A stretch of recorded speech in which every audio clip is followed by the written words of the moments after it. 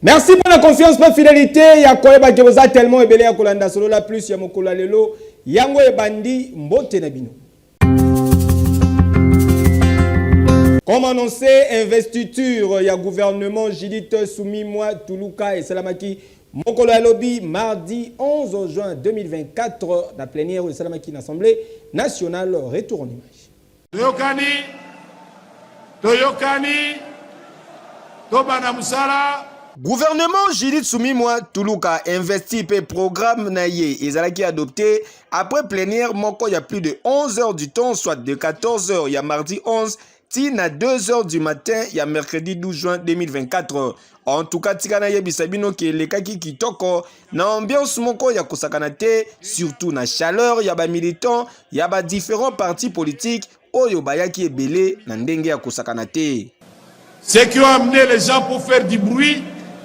Et j'essaie d'identifier chaque groupe. En fait, en réalité, vous êtes venus pour humilier et le chef de l'État et la République. Et si ça continue, on va vous faire partir. Nous devons travailler. Député, calmez-vous. Je sais me défendre, je n'ai pas besoin de ça. Alors, chers collègues, asseyez-vous. J'ai compris le petit jeu, ce n'est pas compliqué, asseyez-vous. Mais nous allons jusqu'à l'investiture du gouvernement aujourd'hui. Roger Rabino Wayaki Nango, Botikango, Bisoto Aki Moussala po, Mama Judith Soumimwa, na gouvernement nae, base ou investiture, Baba na Moussala, Bitumbeza na Mboka, Zaleza na Mboka. Oya Komekali Susu, Kombo nae Tozui, na Mokonzine soit Zaliawa, Toyebisi Mokonzi Mboka, Kaka Leloyo, Tosali Motion Tolongole Moussala. L'ICK Zalité, vous avez intérêt à téléphoner à vos petits militants, Batika Makelele. Sinon, l'Assemblée va s'assumer. Chers collègues, vous êtes d'accord avec moi? Qui sont pour? Qui sont contre? Merci, alors silence dans la salle. Après présentation, l'équipe naye la feste lady du gouvernement, Madame Judith Soumimwa Tuluka a présenté le programme du gouvernement naye Liboso Yabeli du peuple. Conclu avec le peuple congolais pour son second mandat.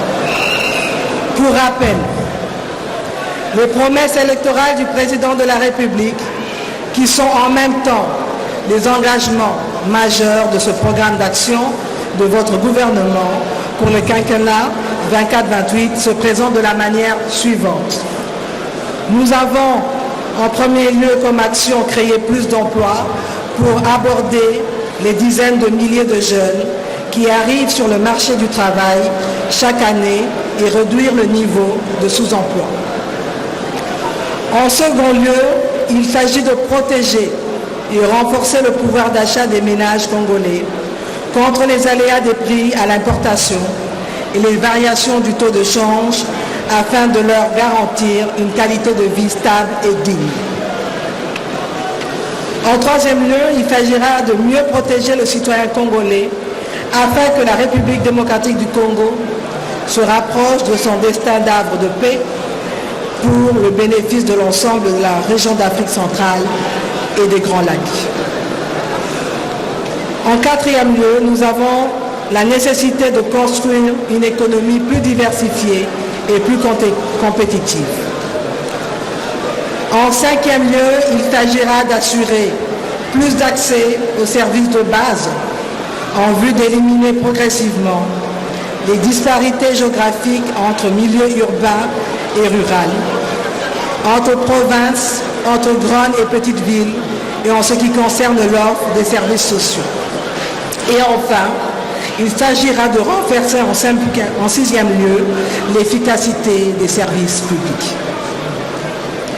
Pour finir, le programme d'action de votre gouvernement s'est également inspiré des propositions contenues dans les différents mémorandums qui m'ont été remis lors des consultations que j'avais organisées à l'hôtel du gouvernement avec les regroupements des partis politiques de la majorité présidentielle, les caucus des députés, les organisations de la société civile et du patronat. Il prend également en compte l'évolution récente de la situation économique et sociale, la conjoncture régionale et internationale, ainsi que les engagements internationaux de développement auxquels la République démocratique du Congo a souscrit. Kasi Sengel Boye Baké sur 405 députés présents, 397 Bavotaki oui, 0 non, P8 abstention. Portant nomination des vice-premiers ministres, de ministres d'État, de ministres délégués et de vice-ministres. Vu le programme du gouvernement tel que présenté par son Excellence, Madame la Première ministre, Judith Suminwa Tuluka, considérant le vote de confiance acquis à la majorité absolue de 397 députés sur les 500 qui composent l'Assemblée nationale. Vu la nécessité et l'urgence, adopte la motion dont la teneur suit. Article 1er. Est approuvé à la majorité absolue des députés nationaux le programme du gouvernement de son Excellence Madame la Première ministre Judith Suminwa Tuluka. Article 2. Est investi le gouvernement de son Excellence Madame la Première ministre Judith Suminwa Tuluka. Article 3. La présente motion d'approbation entre en vigueur à la date de son adoption par l'Assemblée nationale. Kasi Sengel Koyeba lisusu ke gouvernement Oyo conduit na Madame Judith Suminwa et placé Moutou au centre ya action na ye na cadre ya prolongement ya Maxime Oyo Koma populaire le peuple d'abord na yango de gouvernement Judith Suminwa Tuluka et ezali ko envisager ko mobiliser 41,6 000 milliards de francs congolais pour garantir accès universel na ba services sociaux de base na population congolaise et l'okozali droit fondamental pour tout citoyen congolais ndenge la première ministre Judith Suminwa Tuluka atalisaki liboso ya belu nationaux. Pour un rappel, 6 mois après l'élection dans la République démocratique du Congo, premier gouvernement, il y a deuxième quinquennat, il y a président de la République, son Excellence Félix Antoine Tshisekedi Tshilombo, Fachi Beton, Ezali investi, Awa Yakoloba Ezali Susute, Tokoloba Kaka, bonne chance dans le groupe Mobimba, ya maman Judith Suminwa Tuluka. Peuple, Azali Kotel et Lebino. Yo! C'est à vous de demander à vos militants là-bas de nous permettre de travailler. Honorable Mbosso, honorable, je vois le drapeau là-bas, demandez à vos militants d'être disciplinés. S'ils continuent, je vais vous demander à vous-même d'aller les sortir dehors. Na Congo Brazzaville protection et environnement Sénat alingi komona clair na oetali accord ya vente de terre entre Congo Brazzaville et Rwanda pour avoir des détails Nelema. Monsieur le ministre d'État, vénérables sénateurs et chers collègues, très chers collaborateurs, mesdames, messieurs, au sujet de la protection de notre environnement, une opinion forte a été lancée, solidement amplifiée et entretenue, décriant une certaine vente d'une partie de terre congolaise. Des voix se sont élevées en réprobation de l'opération. Hommes politiques, acteurs de la société civile, citoyens anonymes, criant au scandale, ont interpellé le Parlement dont ils ne comprenaient pas le mutisme. D'autres ont insinué que ces textes étaient même passés par le Parlement. Le Sénat, en sa qualité de modérateur et de conseil de la nation, était particulièrement visé.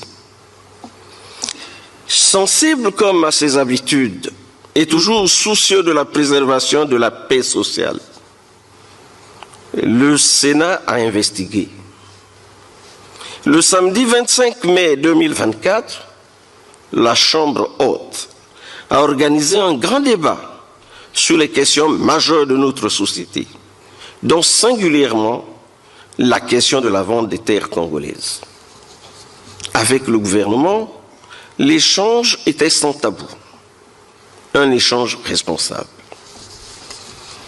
Au stade actuel de nos recherches, rien ne permet de soutenir qu'une portion de terre congolaise a été vendue.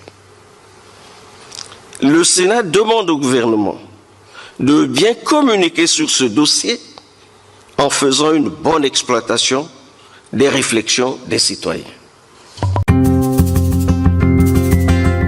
Commandant ya police de police, le colonel Akuka Akitaki na terrain, lobby eleki ya kangi ba policier oyo bazali kosala tracasserie bozobadite.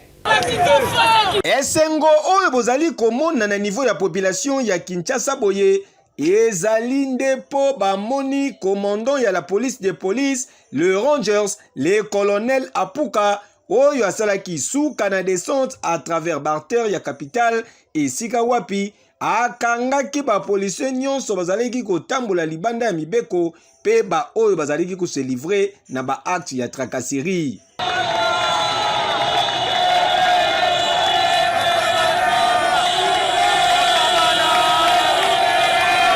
Eloko ezalaki motif ya satisfaction pour la population bazalaki sur place pe batalisaki boye.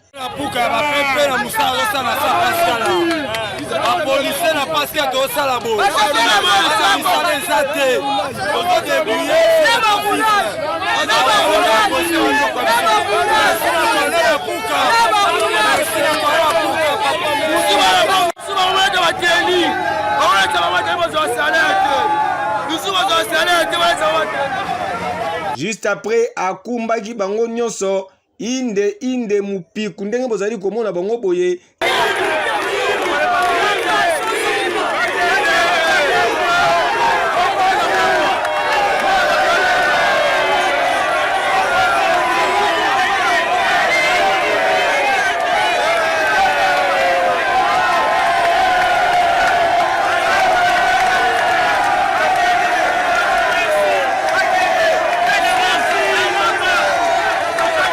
Tina quand lufungula esika kendaki koyoka moko na moko mutu na mutu azali kopesa ba raison oyo esalaki ke ba interpeller ye soki poza na raison atiki yo kasi soki poza na tort beko kenina nukope mama ndambo na boloko.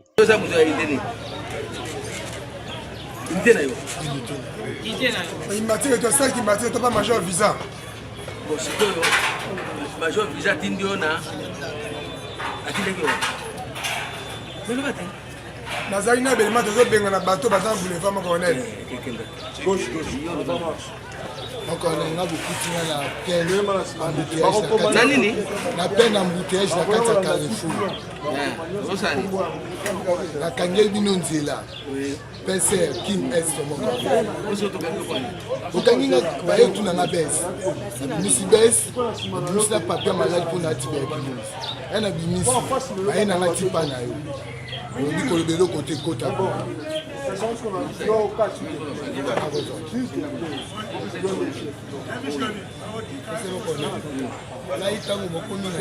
souffre. Tellement que na ligne ils sont mobiles. Na tikali ngai moko na place les manyo so bakini. Na monte ndenge bino bozoya. Moko abandaki ko boiter. Na longwa na bando bio bozalaki na Vous avez passé. Passé ni. Claude. nde place nde baye kolandanga mpe si motu wana komi na suka mpo na zonga nde bayesanga na soka keno bazolanda ye commissaire André Bonkweli commandant pour être aussi région na Lemba nazwaki demande d'explication pour que nakenda na commissariat na métro demande d'explication demande d'explication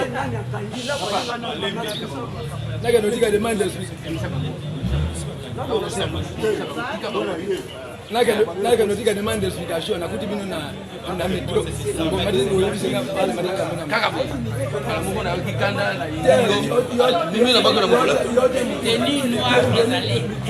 Tanguy pour la tenue noire, oui ou non? Ah oui, boende zalaka unité oyo ya la police de police et sengeli et salaka boye. En tout cas, vraiment ya kosambezate musala kitoko avec un pacte paix, idéologie toujours. Yeke yo. Na kapela bokangaki biso mibale na poste na biso na brigadier en chef azalaki na tenue bolo ya police na likolo tenue civile na se moto ya liboso bozwaki ezalaki ngai na komi nyangiringiri na veni Makanja bazali kosala misala ya réhabilitation nzela kasi population bazali inquiet po ezali kosala malamu te fiston pe bazalaki wana po na compte ya solo la plus. Tozali wana veni Makanja plus précisément na ngambo ya commune ya Ngiringiri esika wapi caméra ya magazine na bino ekitaki po na kosalela bino constat pe kolakisa bino lolenge nini misala ya réhabilitation ya nzela ezali koevolue ndenge kaka bozali komona boye misala ezali kosala makitoko bazali koevolue malembe kasi na ngambu misusu kote misala deja esila population bazali kosenkete bazali na esengo makasi te po ndenge basaleli misala oyo esepelisi bango te modèle misala oyo esalameli babandaki kozela yango bongo te yoka communication basalaki bon na misala esalama tozomona toyebi te ba architecte na ba ingénieur oyo bazwaka par rapport basala ba route oyo tobengi ba prince oyo eyebana ba direction oyo eyebana ba venue eyebana bon précisément oyo Makanza akwei na 24 novembre ate kwea na elengesa mais prince oyo bakoto mususu basali yango normal mais ba place mususu ndeti ozui asosa na sayo grand sayo donc eza pena moyen te eza pena ba place mususu basali yango ndeti te ba place mususu basali yango ba mabulu même pas ta un mois même pas ta une année ezobeba kaka ezobeba donc toyebi te banda pe batongi ba carnivo pe ba te awa eza ya mikie fallait la grandeur ou bien la profondeur lisusu mais eza ya mikie ezorumela te pona kokangama mbula so ebeti wetokoti na elanga ba mapango eza étouffé ba nini ba insectes belé kobota na ba terrasse o batu ba vivre awa baza pemeni awa bon l'ingénieur ba vrai ingénieur ba architecte ba yebi elo ni ba ko sala na ba terrasse o fo baza na ba équipe o ezaki bandu ko soutenir ba mapango o eza pembeni oyo na ba terrasse o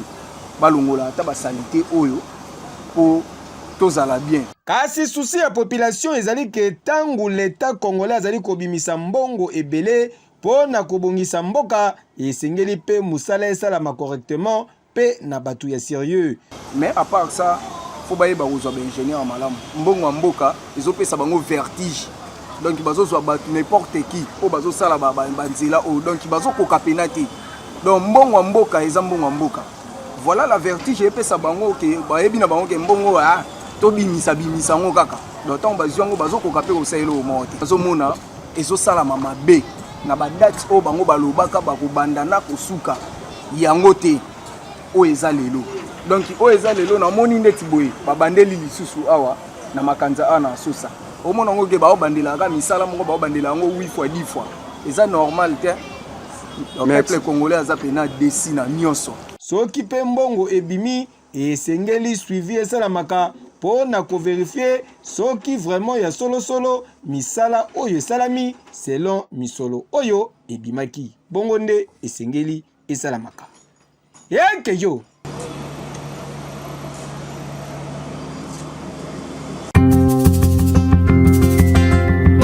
Article 15, débrouillez-vous pour vivre sous Kanaboul, sous Kana idéologie, fiston Pero Akitaki, na quartier Kauka, na commune ya Kalamu, Bolandelema Oyo. Baboyi sopeka veut dire sombelanga ipesanga kabelanga bana mibali oyo bozali komona awa bazali ba père de famille bango bazali na touche ya rebobinage na ndenge ya kosakana te yango nde musala epermetaka bango ba vivre pe basokipe na ba famille na bango.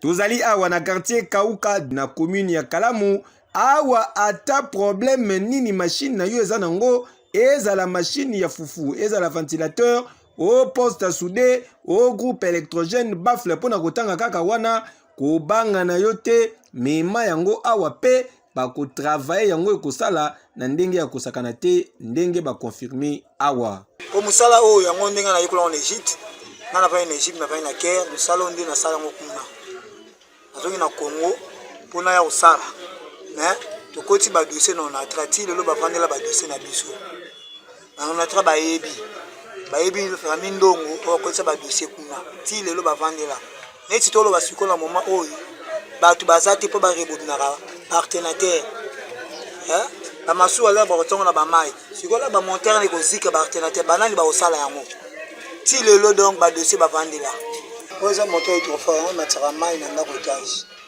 yango to rebobina isikaki yango to osala ado banzama ba monter ata monter yango eza nene ese quoi ata eza monter ya masuwa biso banga yango te ata eza munene bo mutu akota na kati obeta yango dada awa to na kati ekole donc ekole ya bobinage awa oyo ayebi opa ayebi te aza maluku ana charal ana lef monter kulu monter swaya kibira ana lef kulu merci kasi problème mususu nde ezali ke ba condition bazali kosalela musala na bango nde ezali malamu te travaya pena kolekana oyo mundele asalaki po mundele azosalela biso azotiaka aluminium biso tozotiaka cuivre yango qualité wana ya cuivre na qualité ya aluminium eza difficulté na biso tokutaka ba matériel eza trop cher na ba difficulté clientèle eza te na ba condition pe oyo tozosalela yango te yango ezosenga kaka mwa aide mayele oyo ngai aza nango nakoki mpe kotransmettre yango mpe epa moto baoyo baza ya kovanda baza na eloko te ya kosala ne fiske ata ayeba ta kosala ta bobinage ne fiske ata mwa ventilateur mpo balongola baesprit oyo baza nango wana bon eloko na kosenga mingi eza basoutenir ngai moyen tala ba condition oyo nazosalela esengaka ifo atelier ezala ya malamu ezosengaka makambo kaka ya mbongo naosengaka mwa aide motu oyo akoki koyede ngai ne fiske nazwa ata mwa mbongo mpo nazala na bacondition mpe ya bien mpo nasala mosala ya bobinage yango nazobokela yango bana famille mobimba yango ezofutela nga ndako nazolia kaka na mosala wana bon nakoloba mpona bajeune batika distraction